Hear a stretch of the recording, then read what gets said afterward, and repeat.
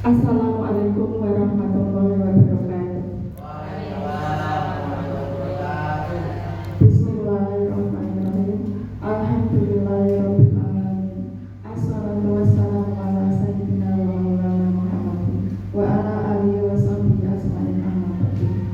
Kepada yang terhormat Bapak Kepala SD Negeri 1 Suwangan, kepada yang terhormat Bapak Guru SD Negeri 1 Suwangan. Pertama-tama marilah kita panjatkan puja dan puji syukur kita kehadirat Allah Subhanahu wa Ta'ala, yang mana pada pagi hari ini kita dapat berkumpul bersama dalam rangka acara diseminasi budaya positif. Yang kedua kalinya tidak lupa sholawat dan salam kita haturkan kepada junjungan kita Nabi Agung Muhammad Sallallahu Alaihi Wasallam, yang mana kita nantikan sahabatnya besok di hari yang akhir.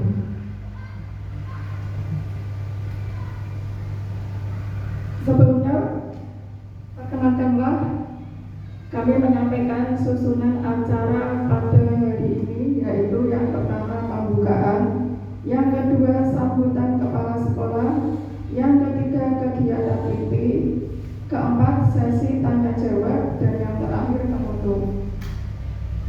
Marilah acara hari ini kita buka dengan bacaan basmalah bersama-sama. Mari kami haturkan. Bismillahirrahmanirrahim. Acara selanjutnya yaitu sambutan kepala sekolah. Kepada Bapak Mulyadi kami persilakan.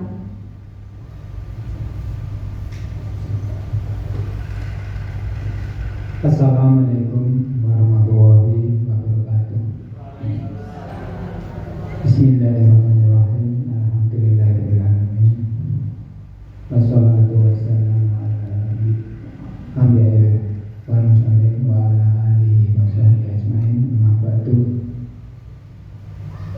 Yang kami hormati Bapak Ibu Dewan Guru, pertama marilah kita panjatkan puji syukur kepada Allah Subhanahu wa Ta'ala yang telah memberikan kita kesehatan sehingga kita dapat melaksanakan kegiatan pada hari ini, yaitu diseminasi budaya positif nanti yang akan disampaikan oleh Bapak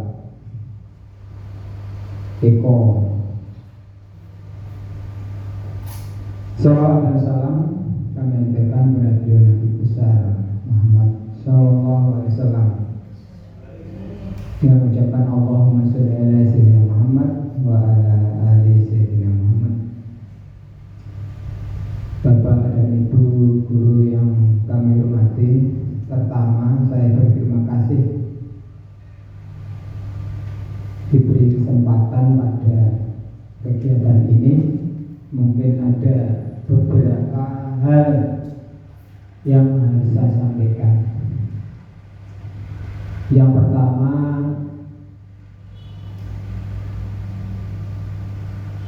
mengenai diseminasi budaya positif.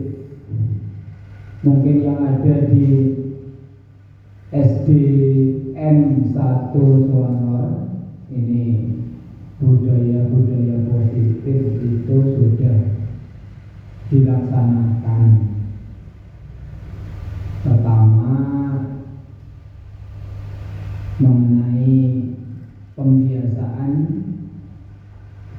cuci tangan sebelum masuk kelas atau setelah buang air besar dan air kecil. Yang kedua, yaitu pembacaan doa sebelum masuk kelas atau pembacaan Asmaul Husna. Berikutnya, pembiasaan membuang sampah pada tempatnya dan lain sebagainya. Itu yang harus kita rawat, dan mungkin penjelasannya secara gamblang, secara jelas nanti bisa diuraikan secara lebih lanjut oleh Bapak Eko selaku narasumbernya nanti. Yang lain yaitu saya meminta semua guru, semua dewan guru untuk dapat ikut dalam guru penggerak. Mungkin ada yang belum, ada yang sudah, ada yang belum, dan ada yang proses. Ini saya harapkan nanti Pak Eko ini bisa menjadi pendorong teman-teman yang lain untuk ikut menjadi guru penggerak. Mungkin itu yang dapat kami sampaikan. Kurang lebihnya kami mohon maaf nanti, karena oleh lebih lanjut ini nanti pada narasumbernya. Itu yang saya harapkan. Jadi harapan kami itu bagi guru-guru yang lain ini adalah sebagai contoh untuk kedepannya, meniru pada guru-guru yang sudah melaksanakan atau guru yang dalam hari ini proses menjadi guru penggerak. Ini itu yang dapat kami sampaikan. Kurang lebihnya kami mohon maaf. Assalamualaikum warahmatullahi wabarakatuh.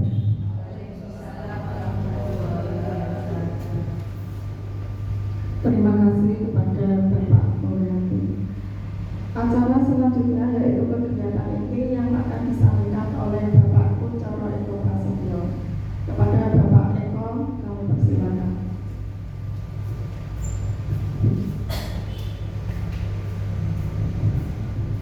Bismillahirrahmanirrahim. Assalamualaikum warahmatullahi wabarakatuh. Bismillahirrahmanirrahim. Alhamdulillahirabbil alamin wa bihi nasta'in ala umuri wassalatu wassalamu ala asyrofil anbiya'i wal mursalin sayyidina wa maulana Muhammadin wa ala alihi washabihi ajma'in, amma ba'd. Yang saya hormati Bapak Mulyanti selaku Kepala Sekolah SDN 1 Sumber, yang saya hormati Bapak Ibu guru beserta staf SDN 1 Sumber. Mohon maaf sebelumnya, di sini saya mengumpulkan panjenengan sedaya yaitu kegiatan saya, yaitu kegiatan yang ada pada CGP atau calon guru penggerak. Ini ada pada modul 1.4. Nah, di modul 1.1, 1.2, 1.3 dan 1.4 ini pasti ada kegiatannya. Nah, kegiatannya itu pasti ada yang namanya aksi nyata. Di modul 1.1, modul 1.2, modul 1.3 itu ada aksi nyata, tapi tidak melibatkan semua jajaran yang ada di sekolah. Nah, untuk modul yang 1.4 ini aksi nyatanya harus melibatkan semua guru, kepala sekolah dan stafnya juga. Untuk modul 1.4 ini aksi nyatanya itu tentang diseminasi budaya positif. Nah, sebelumnya diseminasi ini adalah kegiatan penyebarluasan tentang apa yang akan kita lakukan. Untuk modul 1.4 yaitu diseminasinya adalah tentang budaya positif. Nah, budaya positif ini untuk siapa? Budaya positif ini nantinya itu untuk sekolah dan untuk sekolah, dan akan berguna untuk anak-anak juga atau untuk murid-murid juga. Untuk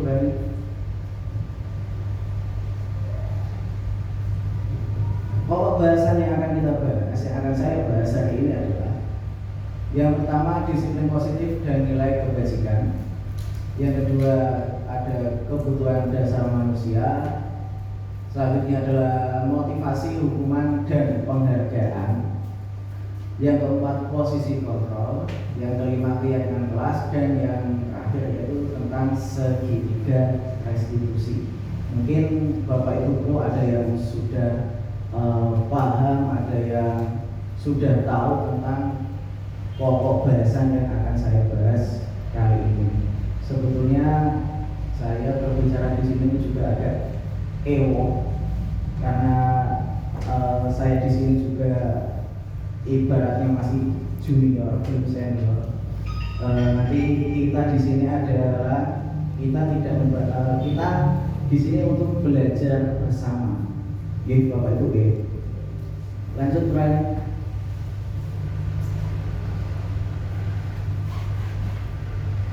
Selanjutnya, budaya positif di sekolah adalah nilai-nilai, keyakinan, dan kebiasaan di sekolah yang berpihak pada murid sehingga dapat berkembang menjadi pribadi yang kritis, penuh hormat, berteknologi, serta bertanggung jawab. Kalau berani, tolong lihat saya dulu tentang budaya positif yang ada di sekolah. Tadi Pak Mulyadi selaku kepala sekolah sudah mengatakan bahwa sebetulnya SDN 1 Sewanto, SD kita ini sudah menerapkan yang namanya budaya positif. Tadi sudah dicontohkan oleh Pak Mulyadi, yaitu satu, cuci tangan sebelum masuk ke dalam kelas.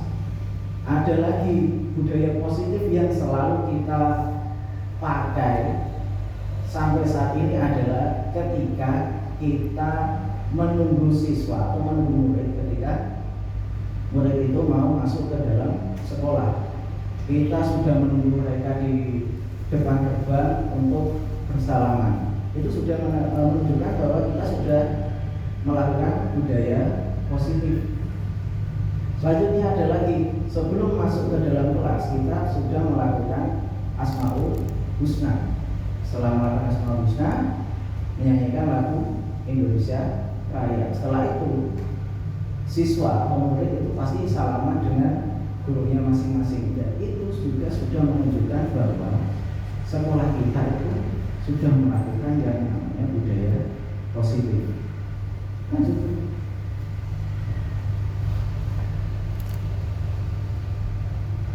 Nah, sekarang ada pertanyaan. Yang pertama, pemberian hukuman dapat mendisiplinkan murid. Setuju atau tidak? Tidak. Yang lainnya? Bu Ida, setuju atau tidak Bu Ida? Tidak. Bu Khalim? Tidak. Lanjut, jawabannya satu paket, tidak. Selanjutnya, pemberian hadiah meningkatkan prestasi murid. Setuju atau tidak? Bu Fiska sekarang? Setuju. Bu Nuzul? Setuju. Ada lagi, apakah guru harus mampu memberikan solusi untuk setiap murid yang bermasalah? Apakah guru itu harus mampu ketika muridnya mempunyai masalah, terus gurunya mempunyai solusi? Harus mampu atau tidak memberikan solusi? Selanjutnya, apakah guru berperan sebagai teman bagi murid? Ya. Jawaban ini nanti itu kita tidak membenturkan atau menyalahkan. Nanti ada di sesi selanjutnya. Nah, apa itu budaya positif? Budaya positif merupakan perwujudan dari nilai-nilai atau keyakinan universal yang diterapkan di sekolah. Tadi saya sudah mengatakan bahwa sekolah kita itu sudah menerapkan yang namanya budaya positif. Lanjut. Konsepnya, konsep untuk menerapkan budaya positif. Yang pertama ada disiplin positif. Yang kedua, motivasi perilaku manusia. Yang ketiga, keyakinan kelas atau sekolah. Yang keempat, kebutuhan dasar manusia. Yang kelima, posisi kontrol guru. Dan yang keenam ada segitiga restitusi. Mungkin yang agak asing nanti ada yang di poin ke-6 segitiga restitusi. Mungkin yang sudah PPG mungkin sudah ada apa belum tuliskan? Lupa. Sudah kayak Buni yang baru lulus PPK sudah ada. Ya. Lanjut. Nah ini ada 1-2 permainan, yaitu judulnya adalah cobalah buka. Anda dan teman Anda akan melakukan kegiatan cobalah buka. Anda adalah A. Tugas Anda adalah mengepalkan salah satu tangan. Anda coba salah satu tangan Anda. Coba Anda bayangkan bahwa Anda menyimpan sesuatu yang sangat berharga di dalam kepalan tangan. Ibaratnya yang nanti akan saya minta bantuan 2 guru. Yang satu nanti tugasnya mengepal, yang satu itu tugasnya membuka. Tugas yang B adalah mencoba dengan segala cara untuk membuka kepalan tangan. Teman Anda B boleh membujuk. Nah, kita buka tatuan ST, saya kira mobil kok pamannya, ya kan? Menghadik, mengintimidasi, memarahi, semua ini tidak masalah, menggoda, ya kan? Menggelitik, bahkan menawari Anda uang agar Anda bersedia membuka kepala tangan Anda. Sekarang saya mau minta bantuan 2 teman, 2 guru yang mau maju silahkan, 2 saja. Tidak ada yang maju, tak tunjuk saja, oke. Nah, sesuai permintaan Bapak Kepala Sekolah Bu Novi, maju. Ya, siapa membuka, nanti yang mengepal Bu Fiska. Guys, maju silakan. Kita santai saja, kita santai, sama-sama belajar, santai saja. Nah, nanti Bu Fiska akan mengepalkan tangannya. Tugas Bu Rogi itu nanti mencoba supaya tangan Bu Fiska ini tentu saja yang mengepal tangan ini di dalamnya ada emas kah, ada hati yang dijaga kah, ada apa-apa. Dicoba silakan 2 menit wes, apa wes. Silakan dikepal tangannya. Dibuka paksa apa dengan kata-kata? Dibuka dengan paksa boleh, dengan kata-kata juga boleh, tapi jangan sampai menyakiti. Kita bicara dulu sih. Ayo, boleh. Ayo. Apa ya isinya? Sesuatu. Ayo. Saya minta tak kasih waktu.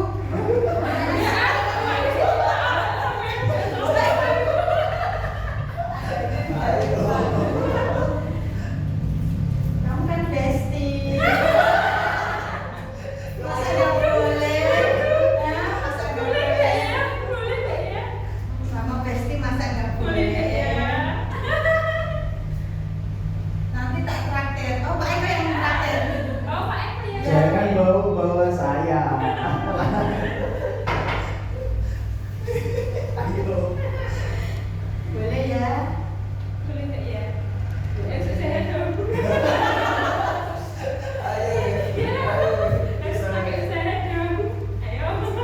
Dikasih uang nggak mau. Jadi Pak Eko. Ya, nanti diberikan bakso Pak Eko. Bang, kita berikan. Jangan bawa saya. Ayo bebas, yang mengepal pun boleh membuka, boleh enggak.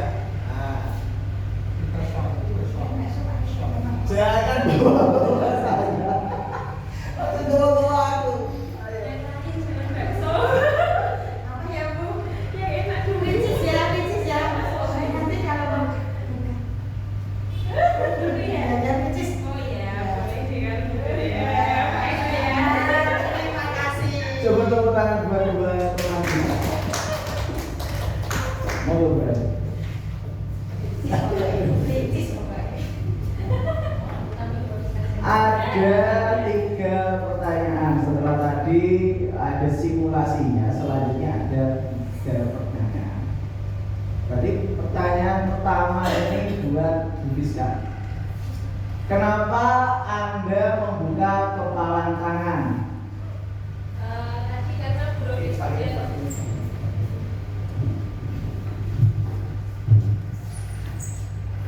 Iya, tadi saya membuka kepala tangan karena Bu Rofi sudah berusaha meraih saya dengan cara apapun itu tadi. Saya menghargai usahanya Bu Rofi.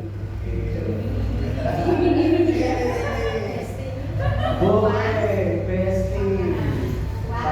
Tapi tadi kan iming-imingnya yang ngasih saya. Iya, tidak apa-apa. Yang kedua, kenapa Anda menutup kepala tangan? Enggak ya? Tadi enggak kan sudah terbuka, ya sudah terbuka. Nah, dalam kegiatan ini sesungguhnya siapa yang memegang kendali atau kontrol? Coba kurangi di next.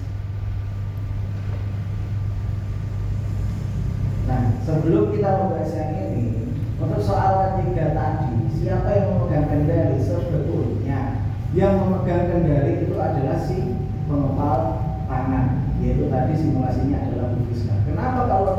Kenapa dia disebut pemegang kendali? Karena apapun yang terjadi itu yang mempunyai kendali ya mengepalkan tangan. Padahal di tangannya itu ada sesuatu yang berharga. Tapi kalah dengan yang namanya bujuk rayu.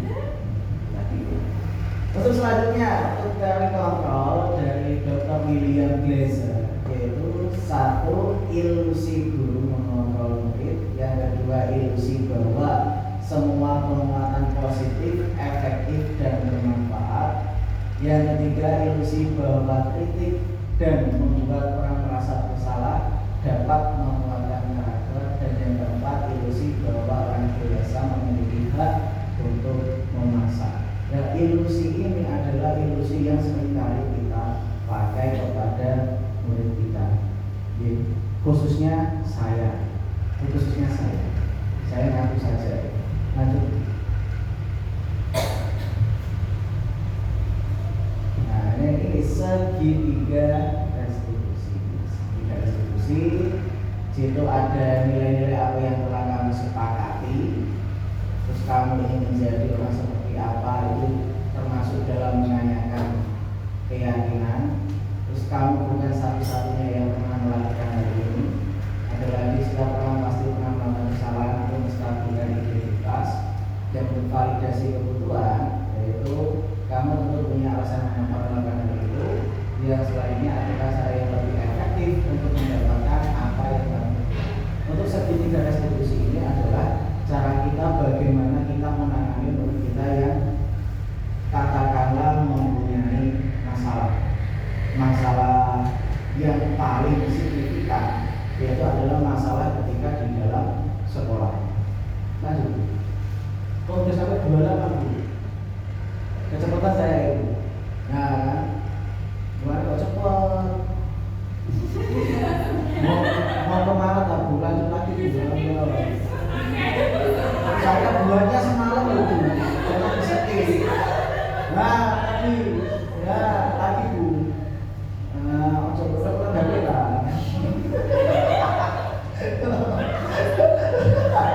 Mulai bos kasih ketiga restitusi. Terima kasih. Cisuwe bukan setengah jam. Dan selanjutnya ilusi guru mengontrol murid, yaitu pada dasarnya kita tidak dapat memaksa murid untuk berbuat sesuatu. Jika murid tersebut memilih untuk tidak melakukannya, itu maaf ya, itu sesuatu maaf ya. Walaupun tampaknya kita sedang mengontrol perilaku murid tersebut, hal ini karena murid tersebut sedang mengizinkan dirinya dikontrol. Saat itu bentuk kontrol guru menjadi kebutuhan dasar yang dipilih murid tersebut. Teori kontrol menyatakan bahwa semua perilaku memiliki tujuan, bahkan terhadap perilaku yang tidak disukai. Lanjut. Coba pola ini ya.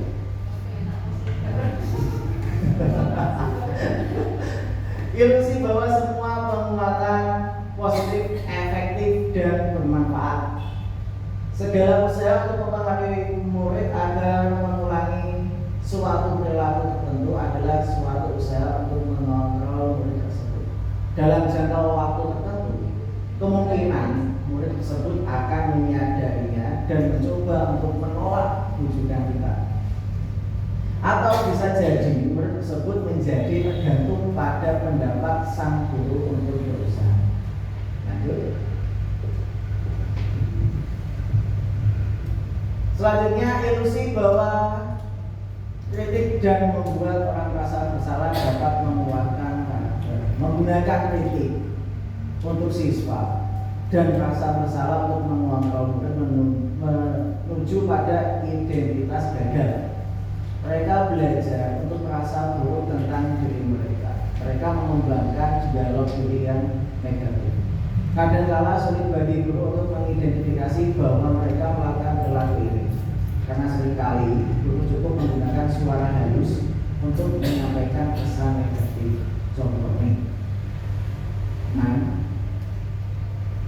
dino ini kok telat, gue pengen dihukum tak? Itu salah satu cara halus untuk menyampaikan pesan negatif. Nah, ketika kamu menerima pelajaran di dalam kelas, kamu kok ngomong sendiri, kamu kok main-main, kamu besok mau jadi apa? Itu salah satu menggunakan suara halus untuk menyampaikan pesan negatif. Lanjut. Ilusi bahwa orang dewasa memiliki hak untuk memaksa. Banyak orang dewasa yang percaya bahwa mereka memiliki tanggung jawab untuk membuat murid berbuat hal-hal tertentu. Apapun yang dilakukan dapat diterima selama ada sebuah kemajuan berdasarkan sebuah penurunan kinerja. Pada saat itu pula, orang dewasa akan menyadari bahwa perilaku memaksa tidak akan efektif untuk jangka waktu panjang dan sebuah hubungan permusuhan akan terbentuk. Itu kalau kita sebetulnya, kalau kita lebih-lebihnya saya itu kalau memaksa murid itu asli, itu malah menimbulkan permusuhan. Memang murid itu nanti akan takut pada kita, tapi suatu saat pasti akan punya tindakan. Guru ini loh, yang dulu itu memaksa saya. Ingat-ingat. Lanjut. Disiplin positif seringkali dimaknai tata tertib, teratur, patuh, peraturan, sesuatu yang dilakukan seseorang pada orang lain untuk mendapatkan kepatuhan. Disiplin positif yang dimaksud adalah disiplin diri yang memiliki motivasi internal. Jika kita tidak memiliki motivasi internal, maka kita memerlukan pihak lain untuk mendisiplinkan kita atau motivasi eksternal, karena berasal dari luar, bukan dari dalam diri kita sendiri. Lanjut. Disiplin positif adalah cara menerapkan disiplin yang bertujuan untuk menumbuhkan kesadaran. Yang kita disiplinkan itu siapa? Siswa kita, murid kita. Tapi harus benar supaya mereka itu sadar, bukan takut tentang aturan yang telah ada. Keterampilan sosial dan rasa tanggung jawab pada anak tanpa kekerasan, ancaman, hukuman maupun kewajiban. Jadi jangan sampai ketika anak tidak disiplin, untuk mendisiplinkan anak jangan diiming-imingi dan dia. Kamu kok telat? Coba deh, sehari saja tidak telat, saya kasih hadiah, saya kasih uang, saya kasih kamu jajan. Jangan seperti itu. Yang selanjutnya, anak harus paham betul alasan mengapa mereka mengikuti suatu aliran atau ajaran tertentu, sehingga motivasi yang terbangun adalah motivasi intrinsik, bukan ekstrinsik. Lanjut.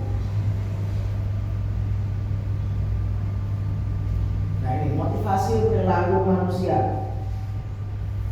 Ini ada 3. Yang pertama, menghindari ketidaknyamanan atau hukuman.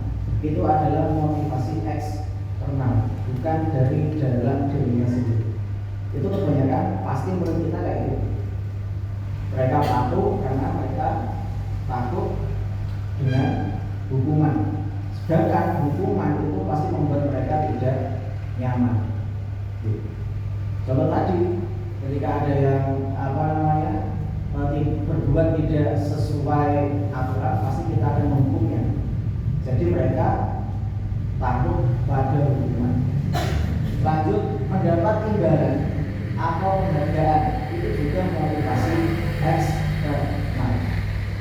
Itu 2 motivasi itu sebaiknya jangan kita pakai, karena itu motivasi tidak dari dirinya sendiri. Kalau motivasi eksternal biasanya itu ada batasnya, ada batas waktunya. Karena kalau ibaratnya anak naik kelas, biasanya kayak gitu ya, sekali ini. Anak naik kelas, mulai kelas 1 sampai kelas 4 dapat hadiah. Nanti ketika dia kelas 5 ibaratnya rankingnya dia turun, nggak dapat hadiah, terus dia tidak mau belajar lagi. Itu motivasi eksternal karena apa? Haji. Selanjutnya yaitu motivasi yang ada dari dalam dirinya sendiri, yaitu internal, menghargai diri dan menjadi orang yang mereka inginkan. Ini apa maksudnya? Maksudnya biarkan anak itu melakukan apa yang diinginkan. Karena saya mendapat pelajaran kemarin kayak gini, yang namanya manusia itu buatan Allah itu pasti mempunyai hal positif yang berbeda-beda. Tinggal kita sebagai gurunya itu menangkapnya bagaimana. Apakah kita bisa sabar atau kita ingin instan. Lanjut Bu. Nah, penghargaan dan hukuman. Penghargaan maupun hukuman adalah cara mengontrol perilaku seseorang yang menghasilkan potensi untuk pembelajaran yang sesungguhnya. Menurut Kohn, secara ideal tindakan belajar itu sendiri adalah penghargaan sesungguhnya. Maksudnya hukuman tadi sudah jelaskan dari hukuman. Hukuman bersifat tidak rencana atau tiba-tiba. Anak atau murid tidak tahu apa yang akan terjadi dan tidak dilibatkan. Hukuman bersifat satu arah. Kalau kata Pak Ibu itu kalau satu arah itu obat. Ya Pak Ibu. Dari pihak guru yang memberikan dan murid hanya menerima suatu hukuman tanpa melalui suatu kesepakatan atau pengarahan dari pihak guru, baik sebelum atau sesudahnya. Hukuman yang diberikan bisa berupa fisik maupun psikis. Murid atau anak disakiti oleh suatu perbuatan atau kata-kata. Contohnya saja, tidak membaca Asmaul Husna. Itu biasanya yang menghukum siapa? Kadang ya saya, kadang itu agamanya Pak Ibrahim. Betul nggak sih? Nah, kalau murid itu hukuman itu contohnya kayak gini. Kita itu tidak mempunyai rencana apapun tentang tindakan anak yang tidak sesuai aturan. Tiba-tiba tidak ada kesepakatan sebelumnya. Kamu salah, tahu kasih IBC, itu adalah hukuman. Jika tidak ada kesepakatan sebelumnya. Lanjut.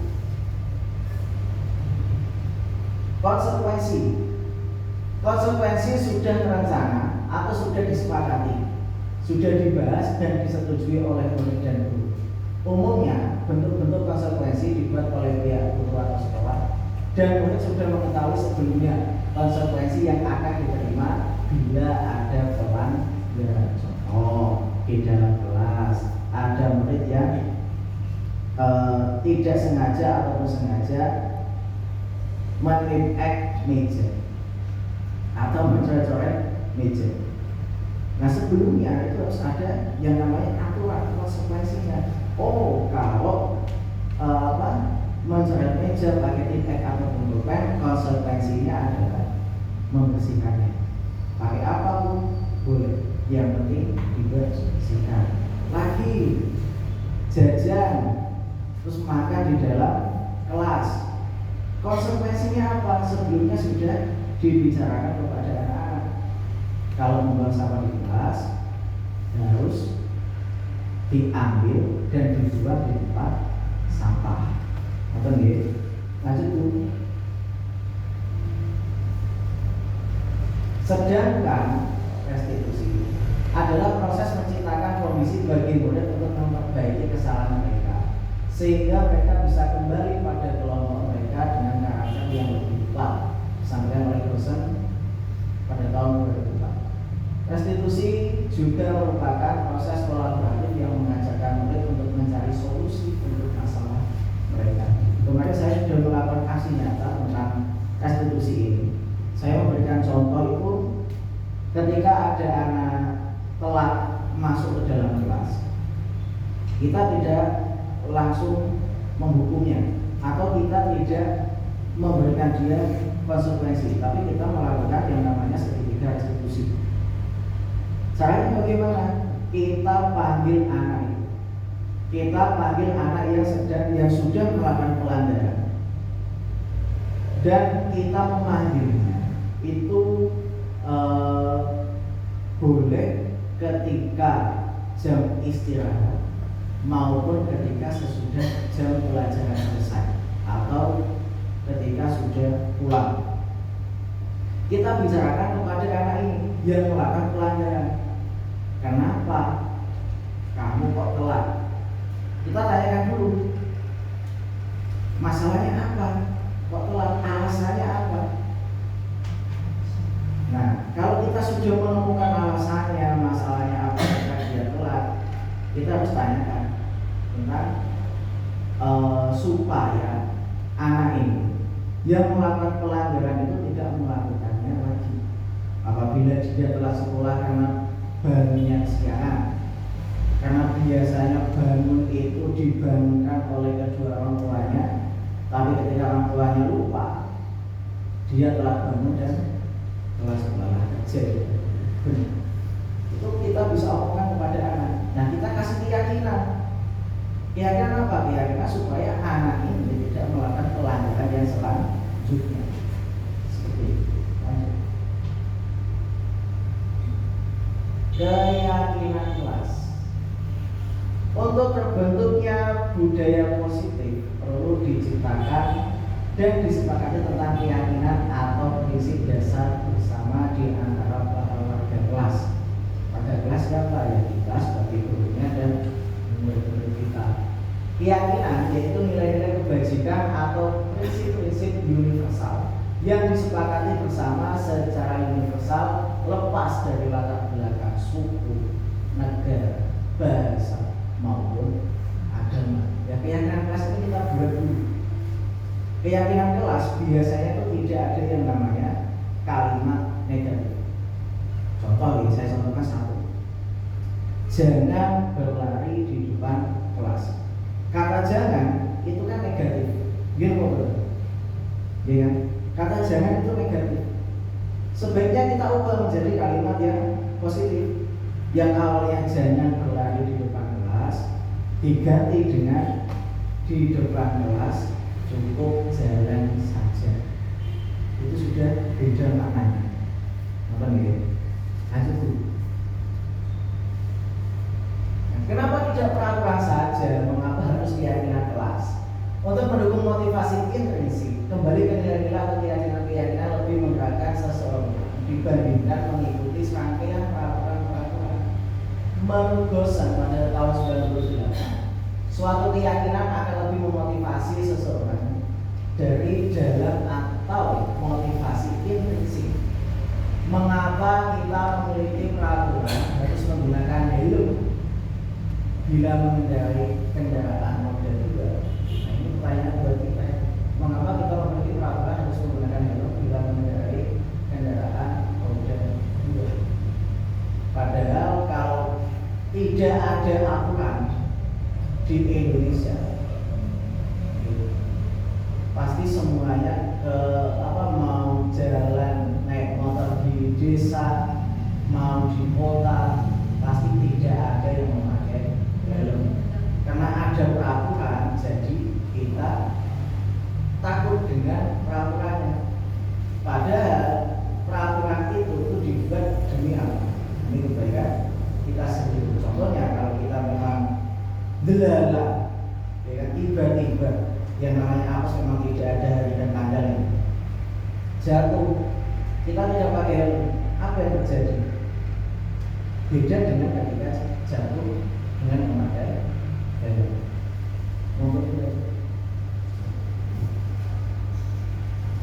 Pembentukan keyakinan sekolah kelas.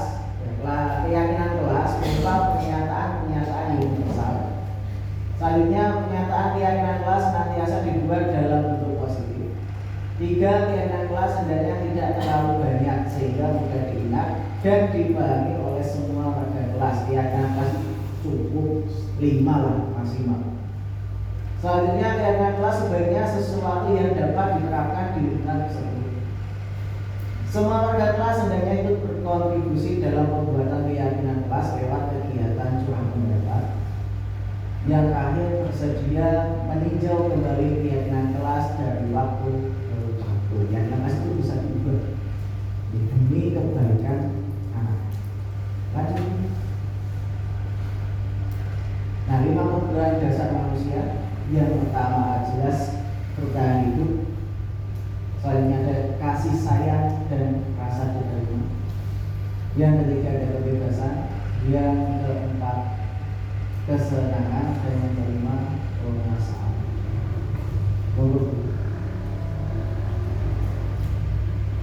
Nah, ini 5 posisi kelompok tadi. Ada penghukum, ada pembuat rasa bersalah, ada sebagai teman, ada sebagai pemantau, dan ada sebagai manajer. Lanjut coba. Yang selanjutnya.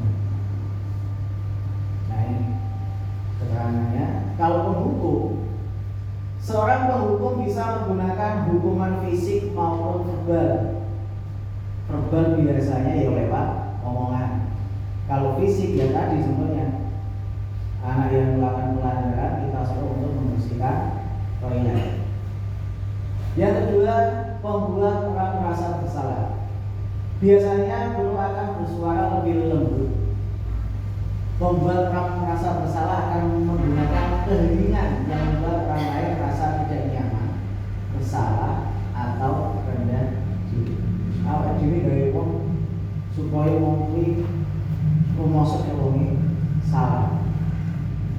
Yang ketiga, sebagai teman. Pada posisi ini tidak akan menyakiti murid, namun akan tetap berupaya mengontrol melalui persuasi. Sebagai teman. Yang keempat, sebagai pemantau, berarti mengawasi. Pada saat kita mengawasi, kita bertanggung jawab atas perilaku orang yang kita awasi. Untuk yang terakhir, sebagai manajer, yaitu posisi di mana guru berbuat sesuatu bersama dengan murid, mempersilahkan murid mempertanggungjawabkan perilakunya, mendukung murid agar dapat menemukan solusi atas permasalahannya sendiri. Nah, untuk kelima posisi ini yang saya pelajari kemarin, sebagai guru itu harusnya yang paling tepat adalah kita sebagai manajer. Sebagai manajer kita harus berbuat sesuatu bersama dengan murid itu. Ketika murid ada kesalahan atau melakukan pelanggaran, kita harus bersama-sama untuk menemukan solusinya, bukan malah kita menghukum dia. Lanjut.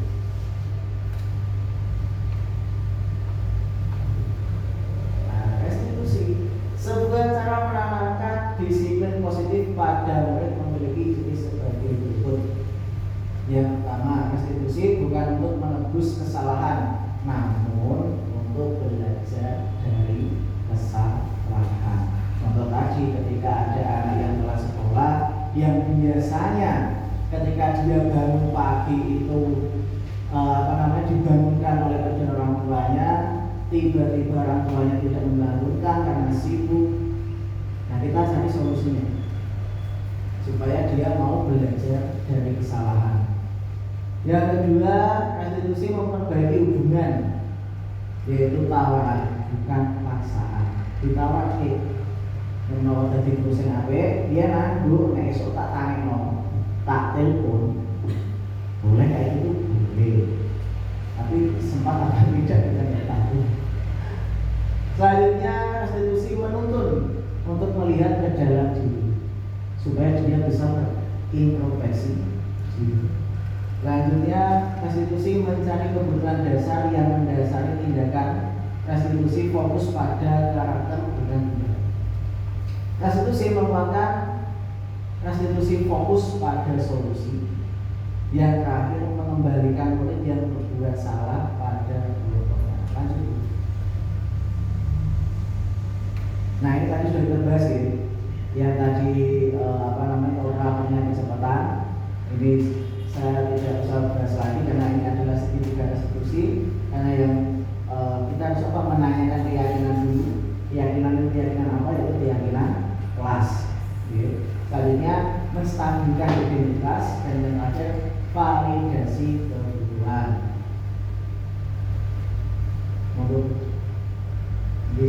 Nah, terima kasih atas atensinya. Wassalamualaikum warahmatullahi wabarakatuh. Akan saya kembalikan moderator.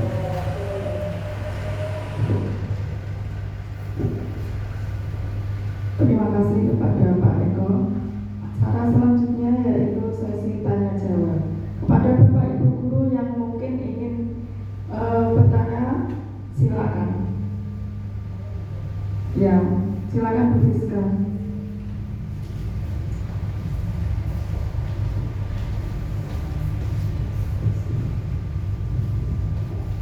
Nah, sebelumnya mohon maaf ya Pak Eko, mungkin saya tadi tidak terlalu mendengarkan atau tidak. Nah, misalnya ketika ada anak yang terlambat masuk ke dalam kelas, kira-kira apa yang sebaiknya kita sebagai guru lakukan? Ya. Terus sebagai guru, apakah kita harus langsung menghukum atau bagaimana? Nah, setelah itu atau kita biarkan masuk, oh silakan masuk ke kelas langsung gitu, atau bagaimana Pak Eko solusinya? Mungkin itu yang saya mau tanyakan. Terima kasih. Silakan Pak Eko. Terima kasih kepada Bu Fiska yang katanya tadi tidak terlalu mendengarkan tentang kesalahan anak ini, yang salah anak tentang anak yang tidak yang telat masuk kelas atau terlambat. Sebaiknya kita apakan? Apakah kita hukum dia? Apakah kita perbolehkan dia langsung masuk ke dalam kelas? Kalau jawaban saya itu saya persilahkan dulu untuk mengikuti pembelajaran. Kita perbolehkan dia masuk ke dalam kelas. Bukan dihukum dulu, bukan dikasih konsekuensi dulu, tidak. Tapi sebaiknya biarkan dia mengikuti pembelajaran dulu. Setelah itu, ketika jam istirahat atau ketika sudah pulang, kita memanggil yang bersangkutan. Tujuannya apa? Tujuannya kita tanyakan tadi, kenapa kok kamu telat? Nah, terus apa namanya itu? Paham nggak?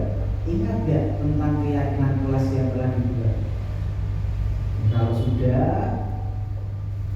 kita ketahui kesalahannya apa, terus dia juga ingat tentang keyakinan kelasnya itu seperti apa, baru kita cari solusinya bersama-sama. Kurang lebih seperti itu dulu kan?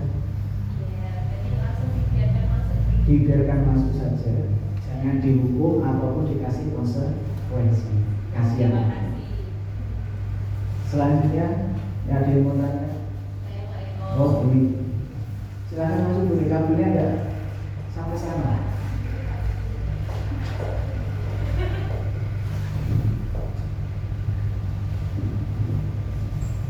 Assalamualaikum warahmatullahi wabarakatuh.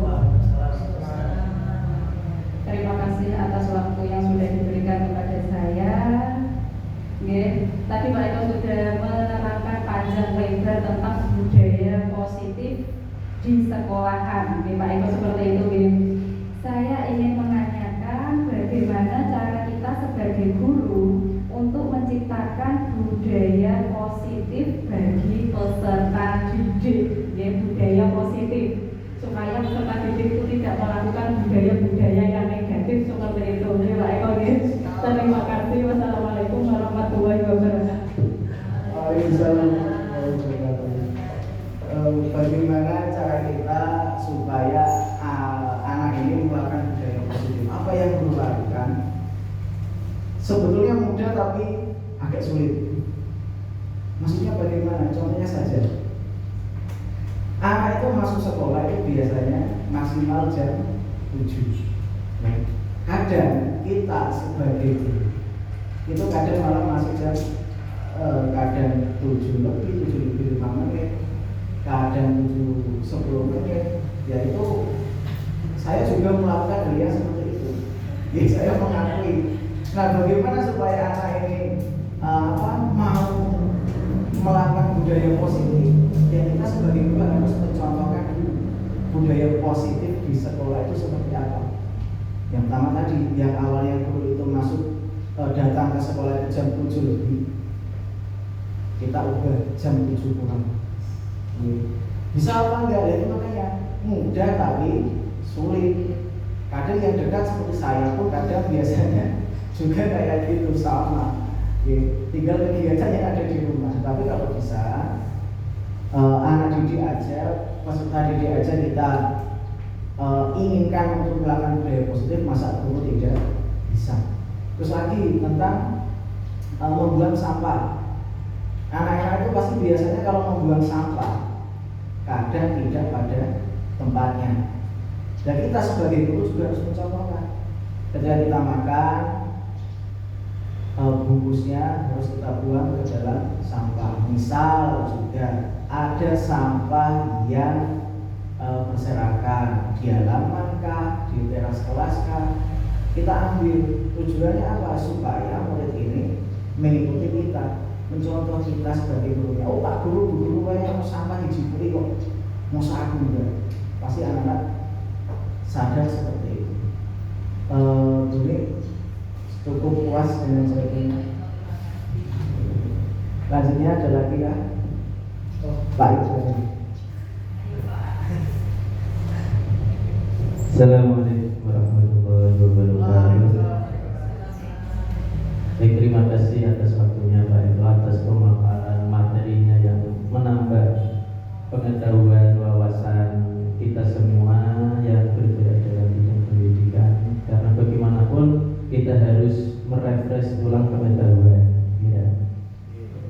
Kemudian pertanyaan saya Pak Eko, tadi dijelaskan bahwa ada konsekuensi dan hukuman. Nah, mungkin bisa diperjelas kembali perbedaannya apa, kemudian hukuman apa yang terbaik pada murid dan hukuman apa yang harusnya dihindari oleh guru. Terima kasih. Assalamualaikum warahmatullahi wabarakatuh. Kalau membedakan antara hukuman dan konsekuensi, kalau bagi saya gini, hukuman itu adalah tindakan spontan. Bukan spontan. Tindakan yang tiba-tiba gitu. Tindakan yang tiba-tiba. Contoh tadi katakanlah ketika jam olahraga, anak ini tidak membawa kostum, atau anak ini tidak mau melakukan pemanasan. Lah gurunya ini ya, itu tiba-tiba yang namanya guru pasti ada yang namanya jengkel, ya kan? Jengkel. Tiba-tiba langsung kayak gini, kamu tidak memakai kostum, kamu tidak mau mengikuti pemanasan, saya hukum kamu lari lapangan sebanyak 7 kali. Nah, itu adalah hukuman. Terus tadi juga sudah saya jelaskan tentang anak yang telat untuk membersihkan toilet, itu juga hukuman, yaitu secara tiba-tiba. Sedangkan konsekuensi itu adalah cara atau tindakan ketika si anak melakukan kesalahan, tapi tindakan tersebut, cara tersebut untuk mengatasinya itu sudah dibicarakan sebelumnya. Nanti, misal tadi contohnya nanti kalau kamu mencoret meja pakai titek atau pakai pulpen, silakan dibersihkan, itu kan konsekuensi. Terus membuang sampah di dalam kelas, terus sampahnya diambil sendiri terus dimasukkan ke dalam tempat sampah, itu sudah konsekuensi. Nah, untuk pertanyaan yang selanjutnya tadi tentang hukuman apa yang baik, hukuman apa yang baik bagi anak itu ya. Kalau hukuman yang baik bagi anak itu, kalau bagi saya nggak ada hukuman yang baik, Pak. Karena hukuman kita saja dulu ketika kita masih sekolah, ketika kita dihukum pasti akan kita ingat. Gini bukan?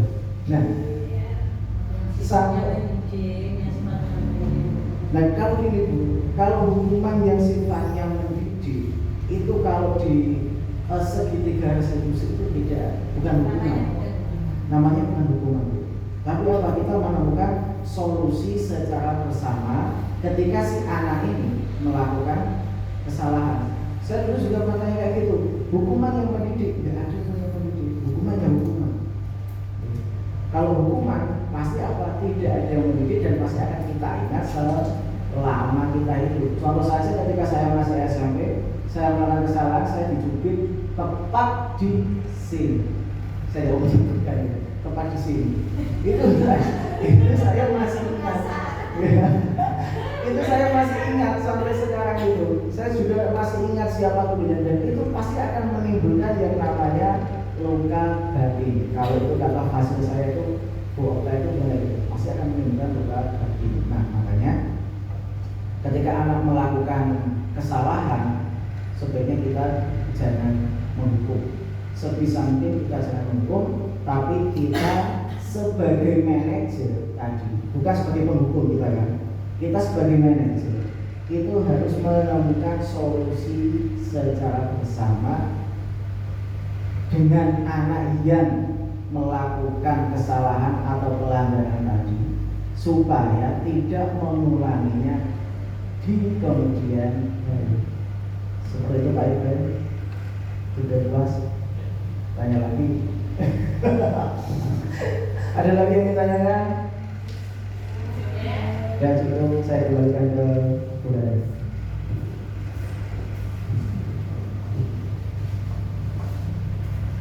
Bapak Ibu yang kami hormati, selesai sudah acara kita hari ini. Terima kasih kepada Pak Eko yang sudah bersedia menyampaikan panjang lebar tentang budaya disiplin.